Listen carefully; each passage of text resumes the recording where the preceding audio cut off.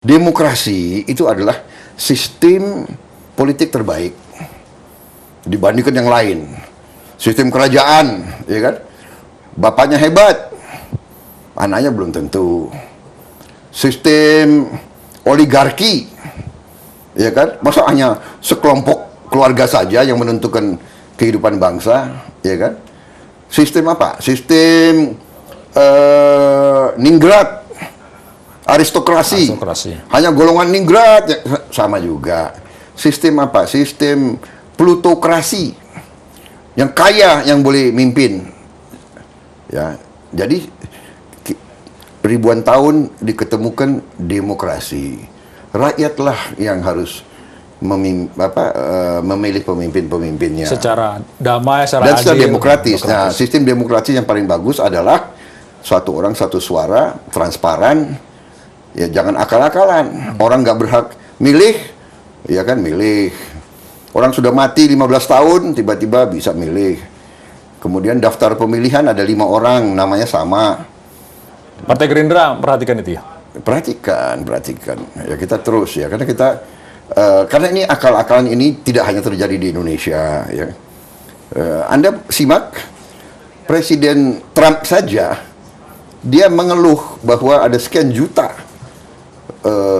suara misterius di pemilihan Amerika. Bayangkan kalau negara yang sudah begitu maju seperti Amerika, mereka saja membicarakan kemungkinan manipulasi suara. Ya. Ingat dulu waktu Presiden Bush di Florida terpilih, itu kan juga sampai ada split decision ya. Iya, dan itu akhirnya diputuskan oleh Mahkamah Agung. Ya, jadi kalau negara yang sudah ratusan tahun berdemokrasi begitu, apalagi kita. Nah, ini perlu kearifan. Ya kan, kita harus, marilah kita jaga bersama. Karena risikonya kalau demokrasi kita gagal, ya kita tahu kan dari sejarah alternatif terhadap demokrasi apa? Kita tahu. Ya. Dan pemimpin-pemimpin harus tahu. Satu lagi, risikonya adalah kekerasan. Risikonya tidak baik. Satu hal yang buat suasana panas, tensi panas adalah betapa begitu banyak berseliwerannya hoax, media sosial yang caci maki, merendahkan satu sama lain. Apa komentar Anda terhadap itu? Sebetulnya ya, hoax dan sebagainya kan sudah ada dari zaman dulu. Dulu bentuknya mungkin lain, ya kan? Sekarang teknologi risikonya itu. Ya, tapi rakyat juga harus kita didik ya untuk bisa menyaring, ya kan? Memang ini juga apa ya? Mengganggu. Menurut Anda sebaiknya diapain barang seperti ini? Iya, menurut saya pendidikan. Pendidikan publik, pendidikan para pemimpin, ya kan? Jadi ini memang mengganggu, ya. Kadang-kadang menjengkelkan. Saya sering juga, masa Prabowo ngomong seperti itu?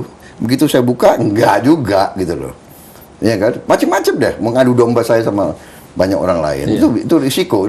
Ya kita harus, makanya kita, tapi juga begini, dengan perkembangan teknologi, informatika, sosmed, menguntungkan kita juga sekarang.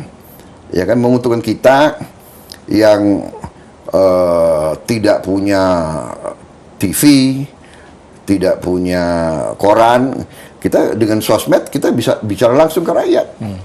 Iya kan? Itu sisi positifnya. Tapi jangan sampai kemudian masuk ke hoax dan sebagainya. Pak Prabowo, saya ingin perdalam soal bagaimana adu domba, bagaimana menyikapi kondisi publik yang perlu arahan dari seorang negarawan.